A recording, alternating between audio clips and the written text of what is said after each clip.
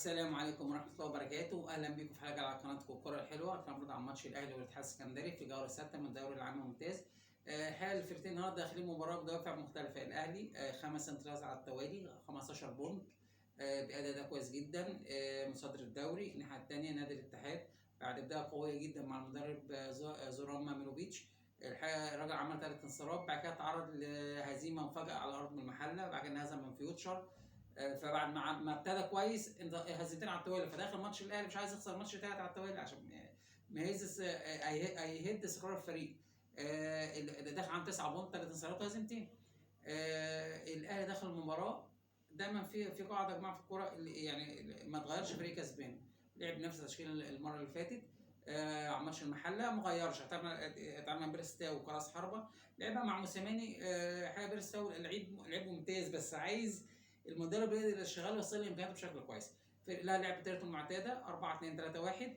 الناحيه الثانيه فريق الاتحاد على الورق 4-2-3-1، لكن هي فعليا 4-3-3. لعب بثلاثي ارتكاز، خالد الغندور ومحمود عبد العزيز ومروان عطيه. وكان بيعتمد على يعني ان قوه جسمانيه الاموت ان هو يعافر في دفاعات الاهلي. الحقيقه المباراه ابتدت بمحاولات هجوميه من النادي الاهلي بقى، وتحفظ دفاعي من الاتحاد يعني مبالغ فيه. يعني الاتحاد كان بيدافع بشكل مبالغ فيه. الاهلي بيلعب على الضغط العالي. الضغط العالي يا جماعه في الكوره الحديثه حاجه مهمه جدا، انك تضغط الفريق اللي قدامك في منطقه جزائه او من منطقه جزائه. لو قطعت الكوره في المكان ده بتبقى فرصه هجمه خطيره جدا، انك بتبقى قريب من المرمى، فريق اوت اوف بوزيشن، ابتدى فريق فاتح، فبيبقى فرصه انك تعمل كوره خطيره. الحقيقه ده الاهلي عمله في الدقيقه 9. الاهلي ضغط، قطع كوره راحت من عبد القادر ابراهيم سامي. الحقيقه سددها برجل الشمال، ما فيهاش دقه شويه على شمال القايم. بعدها بدقيقتين قلنا الضغط عليه ترجمه بيرستاو. يا جماعه اللعيب بيعرف يلعب بين الخطوط، يعني في حاجه بين الخطوط اللي هو ايه؟ ان هو بيستلم فظهر خط الوسط وامام الدفاع. هل اللعيب لازم يكون عنده ذكاء ان هو يقدر يستلم ازاي وفين؟ ضغط عالي، قطع كوره. راح بشكل كويس 2-1. لعبها لاحمد عبد القادر. احمد هنا رقص، حاسس انها بس رقصه غلط. يعني الكوره احمد عبد القادر رايح، الكوره على يمينه بس جناحها شويه، المفروض يلعبها بوش رجله لمسه واحده فوق الجول. هو رقص، فلما رقص بعد نفسه عماد السليمان شويه، لعبه في جون ضعيفه. الدفاع انقذها على المرتين. بيرستاو سددها وردته وسددها وبعد كده رجعت تاني. الكوره عامله زي بلياردو، حطها ببطن رجله في المرمى. هدف النادي الاهلي 11. هدف المفروض يفتح المباراه، يدي افضليه للاهلي والاتحاد يبتدي يهاجم. لا، الاتحاد برضه لعب بنفس الطريقه. الحكم بيلعب النهارده يعني زي ما بيقولوا دفاع منطقه، متقدم 10 يارد على منطقه جزاء، وبيلعب ما بين يعني بعد 10 يارد دي لحد نص الملعب، بحيث ان هو عايز يقفل على اطراف الاهلي بالذات، لان الاهلي اطرافه خطيره، سواء علي معلول من هنا او سواء اكرم من هنا، وهنا معاه كريم فؤاد من عندنا. حب يضغط ضغط عالي ان هو يبعد اطراف الاهلي عن اماكن الخطره، ونجح ده في الفترات الثانيه من الشوط الاول. الاهلي بيحاول مره ثانيه. يعني هنا يا جماعه لما تكسب 1-0 حاول تجيب الثاني، ان الماتش ممكن يعني يتقل في اي لحظه. نجح في ده في الدقيقه 31.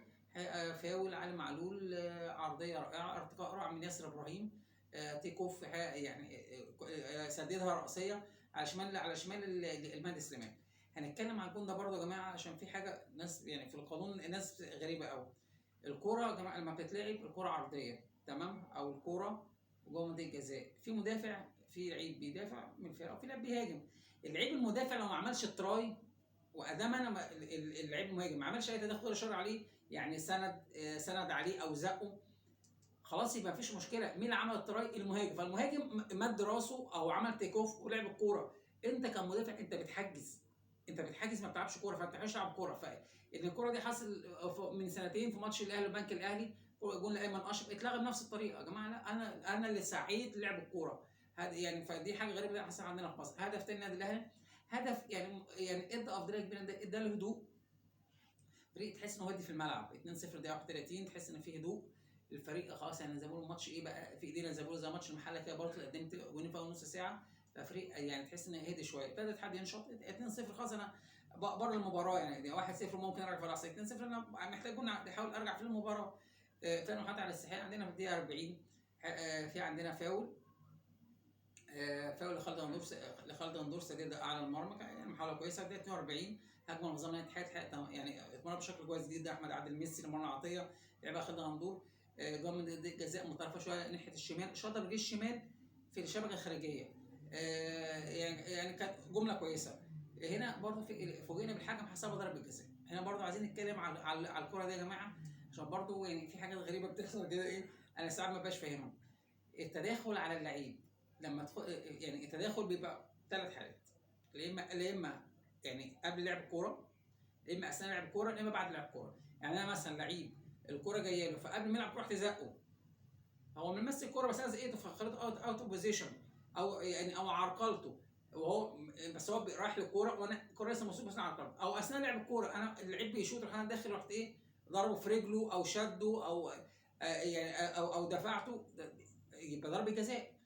او لو خرج من جوه طبعا منطقه الجزاء. لو كان الثالثه دي، لو اللعيب نجح في لعب الكره فعلا، الكره خرجت من رجله بشكل سليم وراحت والهجمه انتهت، خلاص يعني انت شوط الكره الحارس انقذها، او كره طلعت عاليه او مشي بالعرض، خلاص انت خدت فرصتك في لعب الكوره، فوت الكوره مش ضربه جزاء. الكوره لو اتعادت ياسر ابراهيم تدخل على رجل خالد غندور فعلا، دي حقيقه، بس تدخل امتى؟ الكوره كانت خرجت بالفعل من رجله وخبطت في الشبكه الخارجيه ضربه مرمى. فالحكم برضه حاجه غريب جدا، الحكم فار استدعاه والراجل راح وشاف حسب ضربه جزاء. فبرضه دي غريبه، يعني الراجل لا اثناء لعب الكوره ولا قبل لعب الكوره، ده بعد الكوره اتلعبت تدخل، طبعا دخل وتهور، بس بعد الكوره ما اتلعبت وخرجت وخلاص الهجمه انتهت. برضه حاجه غريبه، ضربه جزاء دخلها محمود علاء ما كانش غير موفق، سددها على شمال الشناوي. الحقيقه تالق جدا الشناوي، اتعامل بشكل كويس جدا، قرا الكوره صح، راح لها بدري، انقذ فريقه ان الاتحاد يرجع في المباراه في وقت مهم.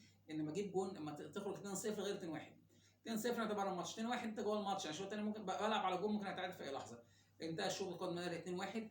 الشوط الثاني يعني كولر تدخل، تحس ان ايقاعه هدي، خط لسه كان فيه مشكله، عايز حد ان برونو ساب لعيب كويس كل حاجه، بس في سن بطء، فانت محتاج لعيب يظبط الايقاع شويه. نزل قفشه مكان برونو ساب او بين الشوطين او الشوط الثاني. الحقيقه فوجئنا في اول شوط ثاني محاولات ضغط من الاتحاد. عندنا في الدقيقه 45 كره لاتشر لاوسنا اموتو بجوار القايم، في 46 حقيقه خطا فادح ناصر ابراهيم. يا جماعه لما تيجي انت راجل مدافع، لما تيجي تمرر عرض لزميلك وفي ضغط عليك، يبقى انت يعني الكره ما ينفعش تلعبها في خط مستقيم، لازم العبها، يا اما هلعبها بميل من ورا، تمام؟ يعني انا واقف كده واللعيب بيضغط على كده وزميلي حتى ما ينفعش العبها كده، ان فرصه انها تقطع كبيره، لكن بحاول العبها كده، او احاول العبها عاليه، او احاول لو كده باخد خطوتين لقدام فيبقى اللعيب في ظهري، فممكن العبها حتى بعد ما اعدي من الجزئيه دي ابص اللعيب اللي على اليمين لا قطع على. هو الحقيقه تمريره خسيئه جدا ان احمد عادل ميسي قطع انفرد بالجون. عدى من الشناوي الشناوي حصل تداخل، الحكم حسب ضربه جزاء احمد عادل ميسي. برضه عايزين نتكلم عن الكوره دي يا جماعه، هي الكوره لما تبان الراجل عدى فالحارس عرقله ضربه جزاء وانذار، لكن في حاجه، يعني مين اللي راح لمين؟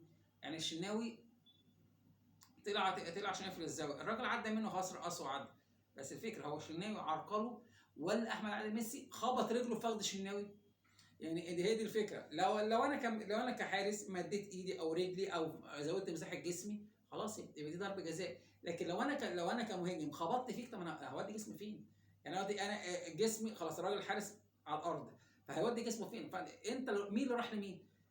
برضو كوره فيها لغط حسب ضربه جزاء، احمد ميسي اللي هو سبب فيها شاطها بشكل سيء جدا، يعني عاليه وعلى بعيد عن المرمى، حاجه ضربتين جزاء، يعني انك ده ضربتين جزاء قدام الاهلي صعب جدا انك ترجع. حقيقه ضربه جزاء ضاعت، المدرب على طول عاقبه بعدها في الدقيقه 50 خرجه ونزل مكانه ابراهيم حسن. هنا ابتدى كولر يحس ان الاتحاد ابتدى ينشط ويضغط، فتدخل عمل تغيير ثلاثي في الدقيقه 61 او 62. عمرو السولية بعيد عن مستواه بقاله فتره، يعني لعيب مع انه يعني ريح ورجع من اصابه، بس تحس انه بعيد عن مستواه. نزل مكانه حمدي فتحي وعمل تغييرين تانيين، نزل شادي حسين، نزل محمود متولي. شادي حسين مكان احمد عبد القادر، محمود متولي مكان ياسر. ليه محمود متولي مكان ياسر؟ محمود متولي هو راجل ابتدى الموسم بثنائيه متولي عبد المنعم. الحقيقه متولي لعيب، يعني الحقيقه كان حاطط سيء ان اصاباته كتير جدا، كان هو لعيب كوره عالي قوي. متولي عنده قرايه كويسه للملعب، بناء هجمه بشكل كويس، تمرير طولي بشكل كويس. الحقيقه فالراجل عايز يرجعه الملعب، فنزله النص ساعه دي، يعني عشان بيقولوا رجله تبقى في الملعب. انت هتستعيد فورمتك منين؟ من اللعب. ما انت بتلعب عشان سعيد فورمتك. فالراجل نزله في فريق بقى 2-0، حب يديله فرصه، حسيت المباراه زي ما بيقولوا، ورجع ثانيه تاني منعم مع محمد عبد المنعم.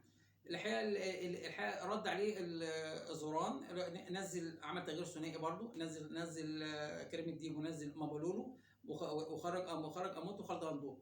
دقيقه 68 مباشره عندنا يعني هدف مؤكد لما مابولولو. كره الحقيقه دفاع الاهلي كره غريب جدا، عدى من ناحيه الشمال ورفع كره عرضيه، الراجل يعني ممكن الشناوي لعبها براسه، انقاذ رائع من الشناوي، طرحها كورنا. هنا الرياكشن يا جماعه، يعني الراجل بين الشناوي يرضى ويرضى ونص، الراجل لعب بشكل وزع ماذا في جون. هنا الشناوي الرياكشن بتاعه هو يعني بسرعه، يعني حرك ايده ورفعها لفوق، انجز هدف مؤكد كان هيرجع لحد المباراه. عندنا الدقيقه 70 في حاجه هنا بتلخص الفكر كولر، يعني حاجه من افكاره. من الدقيقه 70 لحد 72 الاهلي مساحه على الكوره بشكل ايجابي. ايه شكل ايجابي؟ اللعيبه بتباصي وتتحرك، تباصي وتتحرك. الحقيقه الكوره اتنقل دقيقتين كاملين، اللعيبه مش عارفه تاخد الكوره، الكوره بتنقل من اليمين للشمال لقدام وترجع للوسط اليمين بشكل كويس. انت كمان بفرصه لبيرس تاو ناحيه اليمين سددها ارضيه على اليمين، كره تلعب جوه، بس الكوره الحقيقه دقيقتين كاملين اسعاد على الكوره تبقى هجمه. بعدها من دقيقه 76 او دقيقه 75 نفس القصه، الاهلي مستحوذ على الكوره، محاوله ضغط من الاتحاد، بس انت قادر تطلع بكوره. ده برضو جزء من فكر المدرب، الاستحواذ الايجابي، ان انا مش هستحوذ ان انا ببص الكوره وخلاص، لا ده انا بستحوذ، بجهد الفريق اللي قدامي لحد ما بلاقي ثغره بحاول اوصل للجون. ده مطلوب بعد وقت المباراه، يعني مطلوب ان انا ازاي امتص اللعب، ازاي احبط الفريق اللي قدامي، ازاي ادي نفس استحواذي، ادي ثقه للعيبه. عندنا في الدقيقه 76 يعني بعد ما عمل الروتيشن التدوير ده، انتهت بهجمه بيرسال لعبها هاف فولي جميله جدا لكريم فؤاد، اللي عادت منهم بشكل غريب كرأسيه. هي كريم فؤاد يا جماعه برده النهارده عمل جول كبير جدا بس مش موفق، ده وارد في الكوره، وارد يعني. كريم النهارده عمل جري كتير، كميه جري كبيره جدا واتحرك في اماكن كتير، بس النهارده مش موفق. اللمسه يعني اللمسه فيها مشكله، اللمسه الاخيره قبل الاخيره كان فيها مشكله عنده، بعكس بيرستاو اللي هنتكلم عنه في اخر الماتش. كانت فرصه خطيره للنادي الاهلي. بعد كده الراجل تدخل الدقيقه 80، نزل شحات مكان كريم فؤاد. عندنا في دقيقه 83 و84 و7 الدقيقتين دول و87 و89 اربع فرص الاهلي. قفشه النهارده نزل، قفشه برضه كان عنده اللمسه الاخيره، يعني الباصه الاخيره فيها غلط قبل الاخيره، التسديد بيشوط بشكل مش كويس، التمريره الاخيره ده اللي هي اللمسه اللي هي الحاسمه فيها مشكله. شاط كوره في دقيقه 83 كانت فرصه سهله ان هو يشوط مكان كويس، شاطها بجول القايم. بعد كده انفرد بيرسي صحيح اداله هديه، الحقيقه انفرد بيلعبها ارتو، كوره بعيده عن المرمى. بعد كده عندنا في الدقيقه 87 فرصه هدف مؤكد لبيرسي تاو، حسين الشحات اداله بينيه رائعه، انفرد بالمرمى، بس يعني فكر قرارين، فكر ان هو يلعب لمسه واحده او يرقص، فيعني الكوره بعيد عنه واتصاب وخرج. الحقيقه عمل مباراه رائعه بالنسبه له، هو راجل المباراه. خرج. عندنا الدقيقه 89 قلنا الاتحاد فتح، الاتحاد بيحاول يضغط ضغط عالي. الحقيقه عندنا برضو نفس القصه، بينيه ممتازه من حسين الشحات اللي بيحاول يعد كور، حس بخطر على مكانه. كريم فؤاد بقى خلاص بقى اساسي، هو بقى لعيب بديل بيحاول يرجع لمكانه. حسين الشحات يا جماعه لعيب كانت عاليه جدا، بس لازم اللعيب يشتغل على نفسه، لازم انت تشتغل على نفسك، تطور من نفسك. ما ينفعش انا خلاص هلعب اساسي فخلاص ما عنديش مشكله، لا لازم تطور على نفسك، اشتغل فني كويس، اشتغل بدني كويس، تبقى لعيب ملتزم. حسين الشحات بعيد بقى له فتره، فالراجل حاسس انه بالقدره، فابتدى بيحاول يرجع رويدا. لعب كوره جميل جدا لقفشه. هنا قفشه انفرد برضه، مش قصه قفشه قلنا مش واقف فيعني ايه ده بيقولوا ارتبك في الكوره، طلع عليه مهدي سليمان، رقصه، يعني رقص خلى الكوره معاه. هنا الترقيصه الثانيه دي يعني عامل حاجه كويسه جدا، هو رقص الكوره جت على يمينه، فمهدي سليمان توقع ان هو هيلعبها في الجون مباشره ببطن رجله اليمين. هنا برضه جزء من مهاره قفشه، اللي هو جسمه عنده مرونه، فلف جسمه الناحيه الثانيه زاويه الى المتقاعه، بدل ما يروح كده راح كده، فخرج بس من اوت بوزيشن، خرج بره اللعبه خالص، ورفع عينه لعبه عرضيه على خط الجون. هو شايف جاي من لعبه لاكرم، برضه يا جماعه اكرم باك يمين، الراجل الحقيقه جاي من لمسه واحده برجله شمال في الجون، هدف 2 الف دقيقه 89 خلاص على الماتش تمام. يعني كان هدف ايه يعني ممتاز، بيتوج الماتش. الاداء عليه تعليقات، بس كفوز 3-0، فوز كبير على الاتحاد السكندري. انتهت المباراه بفوز 3-0. الاهلي النهارده عنده مكاسب كتير، يعني مكاسب. انا الفوز السادس على التوالي 18 بونت، متصدر، فرق عن فرق بعد نادي الزمالك اللي عنده 14 ب4 بونت. ده بيديني اريحيه ان انا فريق ماشي بتسلسل كويس، بكسب بكسب بكسب بكسب. فده بيوتر المنافسين ان الزمالك كسب بيراميدز، فبيراميدز بقى واقف عند 11. نفس القصه فوتشر تعادل فواقف عند 12. بيديني اريحيه. دي حاجه الثانيه، النهارده عندي كلين شيت رغم ان عليها ضربتين جزاء وبعض فرص كلين شيت، فدي برضه حاجه بتدي ثقه لحارس المرمى. الشناوي كان اداؤه متذبذب ماتش المحله، بتديله ثقه، دي حاجه كويسه. اقوى هجوم 13 جون، هنا اقوى دفاع داخل فيها جونين. النهارده بيرستاو للاسف هو اتعرض اصابه، ان شاء الله تكون حاجه بسيطه. بيرستاو يا جماعه النهارده بيقدم نفسه. بيرستاو لعيب ذكي، بيعرف يتحرك ما بين خطوط، لعيب دماغه فيها كوره زي ما بيقولوا، لعيب ذكي، لعيب بيتحرك كويس، لعيب عنده الفيجن بتاعه كويس، بيلعب باليمين برضه، بيستخدمه بشكل مش بطال. الحقيقه النهارده راجل يستثمره كراس حرب، عامل ماتش ممتاز ممتاز. النهارده تقريبا كل الفرص اللي الاهلي عملها كان هو السبب فيه. تحرك بشكل كويس، باص بشكل كويس، عمل اكتر من كره لزمايله. يعني حاول على الجون كتير، عمل مباراه ممتازه. بيرستاو ده برضه حاجه تحسب للكوره، انه بيدي فرصه للكل. انا اديت حسام حسن واديت شادي واديت محمد شريف وبدي بيرستاو. ده يا جماعه حاجه كويسه ان اخلق تنافس باللعيبه، ان كله بيلعب، حتى اللعيب بيلعب الثاني بيخش معاه 10 دقائق ربع ساعه نص ساعه، فما بقولوش انت بره خالص، لا بدخل ده وخرج ده دخل ده، بحيث اللعيبه كلها يبقى ايه في الفورمه. ممكن احتاجها. الحقيقه فوز مهم جدا للنادي الاهلي. يعني ادى الاريحيه. نجم برضه قلنا بيرستاو لعيب ممتاز، ادى بشكل ممتاز جدا. برضه اكرم برضه يا جماعه في مش حته هو جاب جون. اكرم النهارده على المستوى الفني زي نفس قصه كريم فؤاد، ما كانش حلو. لكن اكرم فيه حاجه، ان هو لعيب بيبذل جهد في الملعب. انا كراجل بتفرج عليه فشايف اللعيب ده بيبذل مجهود، حتى لو مش موفق فانت بتعمل اللي عليك بدنيا، بتحاول وبتجتهد وبتجري وبتعمل التاكلينج وبتحاول تزيد، وفي الاخر ربنا كرمك وجبت جون.